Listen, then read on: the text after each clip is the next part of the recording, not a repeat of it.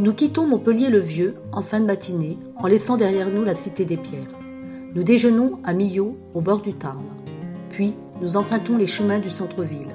Nous croisons quelques passants. C'est calme, bien normal, c'est un dimanche du mois d'octobre. Après avoir parcouru le centre historique de long en large, nous nous perdons dans un dédale de rues. En fin d'après-midi, nous longeons le Tarn sur une longue distance. Les paysages sont sublimes. Nous nous arrêtons à l'entrée du bourg, le Massegros village, sur un petit parking pour y passer la nuit. Le lendemain, nous laissons ce lieu paisible et nous prenons la direction de Figeac. Attirés par un village aux pierres colorées qui se nomme Valady, nous décidons d'y passer le temps d'une visite. En suivant le circuit découverte, on se laisse émouvoir par autant de beauté. Toutes ces maisons de caractère nous fascinent par leurs pierres en grès rouge.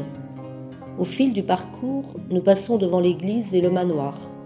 Nous repartons émerveillés en nous disant une fois de plus qu'on reviendra dans ce petit village d'Aveyron. Nous décidons de longer la Dordogne, de faire une pause à Souillac, dans le Lot entre Rivière et Vieille-Pierre.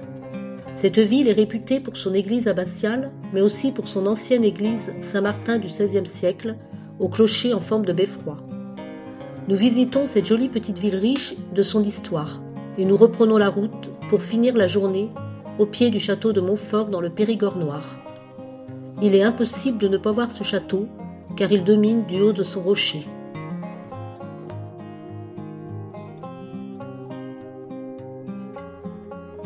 Il faut savoir que le département de la Dordogne est souvent appelé de son ancien nom le Périgord. Ce nom date de l'époque romaine, mais aussi qu'il est divisé en 4 couleurs. Le Périgord noir, le Périgord vert, le Périgord blanc, le Périgord pourpre. Le matin suivant, nous longeons la Dordogne.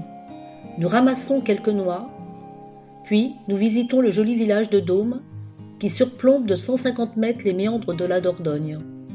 En cette saison, c'est particulièrement calme, mais le charme de cette ville est indéniable. Nous nous imprégnons de cette atmosphère particulière avant de découvrir un autre village situé au bord de la Dordogne. Nous sommes arrivés à la Roque-Gageac. Je suis tout autant émerveillée en apercevant au loin toutes ces maisons serrées les unes contre les autres, blotties contre la falaise. Plus on s'approche, plus nos yeux s'emplissent de merveilles. On emprunte un escalier à flanc de falaise pour y contempler de là-haut une vue à 180 degrés. Nous apercevons au loin une gabarre qui se laisse emporter par les eaux de la Dordogne. Qu'il fait bon se frayer un chemin dans l'allée des bananiers et flâner au cœur des ruelles étroites. Nous sommes agréablement surpris par toutes ces plantes exotiques. J'ai particulièrement été séduite par le Périgord noir.